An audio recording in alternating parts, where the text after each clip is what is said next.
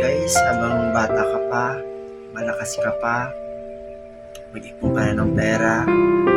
Kasi once na may kasakit ka, nawalan ka ng pera, nawalan ka ng trabaho, walang tutulong sa'yo, kundi sarili mo.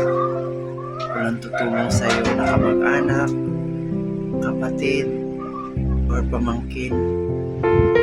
Kung wala kang pera, yun po ang kahalagahan pag may ipon ka. At isa pa dyan guys, basta tumanda ka na wala kang ipon, hindi habang buhay malakas ka, bata ka, habang bata ka pa, malakas ka pa, mag-ipon ka na ng pera. Once na lumulubot ka na, pumuti ng buhok mo, nagkasakit ka na, matanda ka na, walang tutulong sa'yo kundi yung sarili mo lang. Hindi ka tutulungan ng kapatid mo, hindi ka tutulungan ng pamangkin mo, kundi yung sarili mo lang makakatulong sa'yo. Kaya maaga pa lang, mag-ipon ka na para sa sarili mo.